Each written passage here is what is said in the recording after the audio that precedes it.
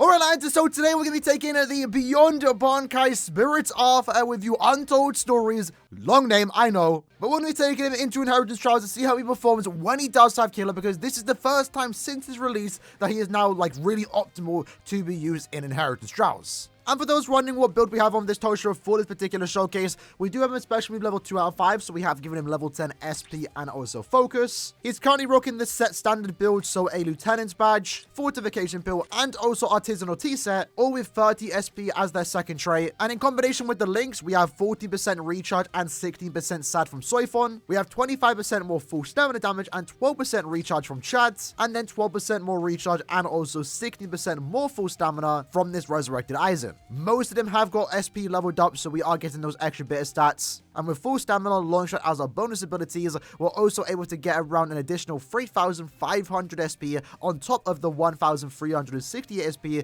that we have built in to this particular character. Alright, so jumping into Comp IT, keep in mind my Toshiro is currently special level 2 out of 5, so we have level 10 focus and also level 10 attack. But we're going to be going for is relatively easy. Not as fast as someone like Zangetsu, for example. That bro is just straight up a massive cheat code when it comes to Inheritance Trials. But in this case, we're going to see that there's going to be some really solid performance when it comes to this particular Toshiro. We are having to use more strong attacks just to get through the first wave. But what I like about this, especially in Inheritance Trials, where, you know, it does take a tad bit longer to get through it, is that we really get to demonstrate the strength of this particular gauge effect. Because you aren't going to be one-shotting things. Well, you're one-shotting when you have the gauge effect on, but it allows you essentially to get through multiple stages and get use of that particular gauge effect, which is why I do like playing co-op with characters like this.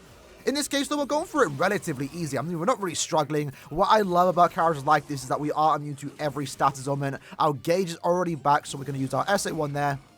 And look at that, the boss is spawned in, but they only take one strong attack to go down. But being immune to every status is really nice here, because especially in this particular quest, there's a lot of burn pools. Like, there really is. So being able to stand wherever you want to is just a nice quality of life, especially because in this particular quest, they do actually have Captain Killer against us. And in that case, even though we didn't have the gauge effect active, we did have the SP boost, and you can see throughout this entire quest that we are consistently stacking it for the most part. And that essentially allows us to do a lot of damage. Let's use our Soul Bomb here into the final stage where we can use one strong attack, and we were able to do 149,000 damage on that SA3 when we do have Killer. And in that case, we got a 1 minute and 50 second clear time for a 2 out of 5 Toshiro. That's actually quite good. Again, it's not on the level of someone like Zangetsu, but Zangetsu is an absolute cheat code when it comes to Inheritance Trials. This character does not have an increased chance to inflict star ailments, so the fact that he's able to pull off a clear time like this, I believe is actually quite impressive and shows how powerful this character actually is, especially because how easy it was too. We were able to constantly stack the SP boost, the gauge effects,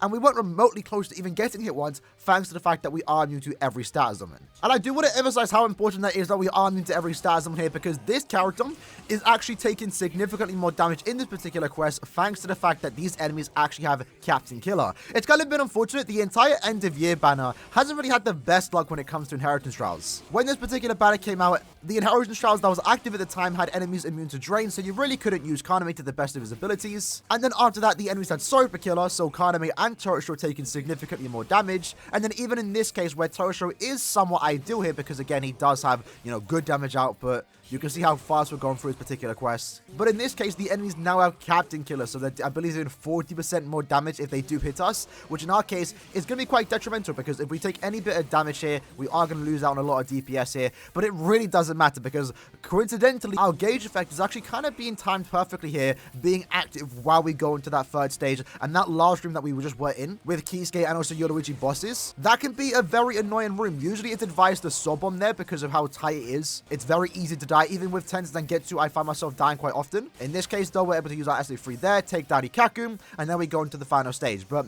with Toshiro's case, usually almost everyone that we have been doing thus far, we are able to get the SP boost and most importantly, the gauge effect into that particular room, where all we really have to do is use 1 or 2 strong attacks and they go down super easy. This character has a lot of AoE to him, so we don't really ever give an opportunity for the enemies to even get close to us, because we're just taking them down super quick. In this case, though, we're getting it a bit faster, 1 minute and 39 seconds. That's quite good. For our second attempt here, we might be able to even get faster here. Alright, so jumping into attempt number 3, let's see in this case if we can actually try a different strategy. Instead of actually soul bombing the final stage, maybe we can soul bomb the 4th room, and that might allow us to just clear a tad bit faster here. Let's use that SA1 there into the 3, that's going to do a lot of damage, lovely. Going into the 2nd room with our gauge effect ready to go, lovely. If we position our SA1 there, that's absolutely beautiful. Yeah, we're able to go through really smooth here. So in this case, we actually cleared a tad bit slower on that particular 1st room, so it's not really the best one here, but it's fine because we're going to use that SA3 here, and use that SA1, and then I guess let's soul bomb here. That's not going to be too bad because then now we're going to go into this stage, hopefully hit the bosses while the gauge is actually active. Let's use our SA3 there, the bosses spawned in, 1 strong attack was almost enough to kill them, and now we're just picking up the scraps, going into the final room, where we just have to use a few strong attacks. SA3 should go into those bosses, and in this case the bosses are spawned in, but luckily for us we have the gauge effect, it went off, and we were able to one-shot the final boss. So in that run I thought I'd try to do something different there, didn't seem to work out the best. I wanted to soul bomb the 4th room, but unfortunately because we cleared the 1st room a tad bit slower, it meant that the overall clear time was slower than it should have been. But even having said that, that is actually a really good clear time. We're surprisingly getting faster and faster with each run. I was not expecting that, but this run in particular was actually only 1 minute and 24 seconds time. That's actually very in line with Tensa Zangetsu. When I was using Tensa earlier this week, we were getting on average 1 minute clear times to 1:30, and it looks like we're getting a very similar clear time to someone like Toshiro, which again I think is actually quite impressive. So let's try that one more time. Let's see if we can actually pull off the strategy and see if we can get even faster than 1 minute and 24 seconds. Alright, so jumping to our final run then, let's see if we actually can get a tad bit faster in this case. Toshiro does require a bit of building up, but lucky for us, we actually already inflicted a Stasm, which is what you love to see in this particular case. So let's use our SA2 here. Go back up here and then use our SA1, couple of night hits, and then we use our SA3, and there we go into the next room. Absolutely lovely. SA2 there. That's actually really good because in this case we get to use our SA1, completely wipe out those mobs, and then we can SA3 there. Going into the next stage with our boost effect ready. Unfortunately it's now gone, but we're going to use our soul bomb here, completely wipe out that particular stage because again it is actually quite a handful to go through that one. But our gauge effect is about to be ready with the SP effect. That's absolutely lovely. Our strong attacks come back in a bit faster. SA3 there. Absolutely wiped out that particular stage. Going into the final room with our gauge effect. This is looking like a really good run here. Unfortunately though, it doesn't look like we're going to get everyone while the gauge effect is ready. Maybe if we had our SA2 or 3 ready, we could have went into that room, used 1 strong attack, and maybe killed a couple of those bosses there.